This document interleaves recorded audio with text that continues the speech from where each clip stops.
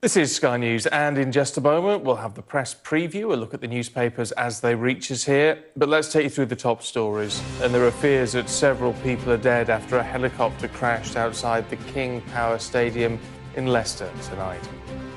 At least 11 people have been shot dead, several more injured after a gunman targeted a synagogue in Pittsburgh. President Trump has called it pure evil.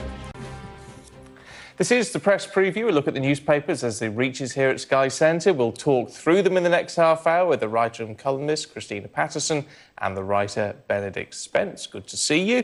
Let's just run you through the front pages, should we? We'll start with the Sunday Times, which has the latest US mass shooting. This is the one at Pittsburgh at a synagogue there. It also has breaking news about that helicopter crash in Leicester. The Sunday Mirror goes with the breaking news that the Leicester City owners' helicopters crashed just after taking off from the pitch. Let's talk through some of those then with Christina and Benedict. We'll kick off with the Sunday Times, should we, and looking at this shooting. Well, it's a desperately sad day, just a desperately sad day. And it's the first time that I remember there being a shooting in a synagogue in the US, which is, one that is directly related, targeting a particular group. But it has to be said that shootings in America are not a rare thing. I mean, the number that there have already been hundreds this year, and unfortunately, America doesn't do the thing it needs to do, which is to hugely cut back on gun sales. I was in America in August and went to a Walmart's in the hope and was trying to get, and I asked where the fresh produce counter was, and was told, oh, I think we haven't really got any, but they had a whole wall of guns there in Walmart's. Anyone can go in and buy guns, which just sickened me.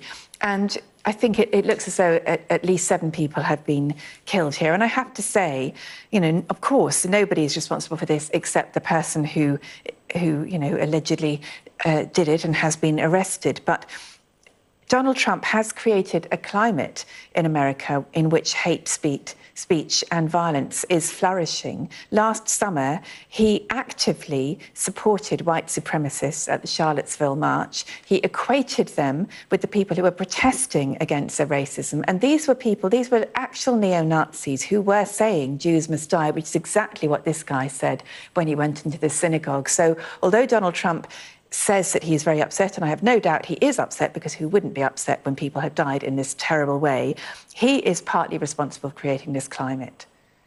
Benedict. How a society treats its Jewish community is, I think, the barometer of how civilized we can consider that community. If we look at the history of the United States, it has it's fair to say, a very troubled relationship with race. But recently, across the Western world, the Jewish communities of notable countries have been suffering ever more numbers of anti-Semitic attacks. The US is no exception, and it was happening before Donald Trump became president. In 2014, elderly Jewish residents at a retirement home were gunned down by a white supremacist. In 2004, Ernest Holling and Pat Buchanan, a Republican and a Democrat, went on record to say that they believed that the invasion of Iraq was a conspiracy by Jewish businessmen and by the Israeli state to benefit them. This is not actually something that is new. This is a rather disgusting underlying attitude that exists in all Western countries towards the Jewish community. It is deeply rooted in 2 separate strains of thinking, be it the sort of the Christian way of looking at the Jews as Christ killers, or be it as the socialist way of looking at them as being global financiers and in control of global systems of commerce. And fundamentally, this is something that we have not tackled. Now, this coming month is the 80th anniversary of the Kristallnacht pogroms in Nazi Germany. We haven't moved on from that situation, where we still have an environment where Jewish people don't feel safe, where Jewish people are leaving countries in Europe and the United States to go to Israel, to go elsewhere, people taking up Portuguese passports. Some of them are even going back to Germany because they feel more safe. But even there in Europe, earlier this year, there was the case of the elderly French woman who was beheaded in her own apartment because she was Jewish. And I think a large part of this has to do with not Donald Trump per se, But certainly the environment around his election has opened the floodgates of what is considered acceptable behaviour and language, and he is very much responsible for part of that, it must be said. But this is now where we are, where this sort of rhetoric, Mr. Trump very often uses rhetoric against Muslims, against migrants from the South. This is something that is now being normalised, and in this case, this has not been promoted by Mr. Trump, but a certain element within the United States now feels emboldened that they can behave in this sort of way and that they can turn violent words into actions. I mean, the fact that people are able to voice extremist views more clearly now, I mean, and that is partly down to the internet as well, isn't it? Absolutely, absolutely. I think that has certainly played a part. And I have to say, in our own country, the Labour Party has had a very heavy shadow of anti-Semitism hanging over it for much of this year. And you know, a lot of that, I know that Jeremy Corbyn and his colleagues have tried to say that it's not a problem, but there are plenty of people within the party, and there's plenty of evidence that it has been a significant problem.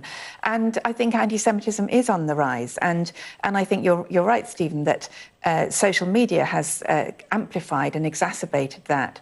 And it's a horrible shift in contemporary life, and what we should be fighting it, instead of which our leaders, Donald Trump as the leader of the Western world and Jeremy Corbyn as leader of the Labour Party, have been encouraging a climate in which it has, as Benedict says, become relatively normal.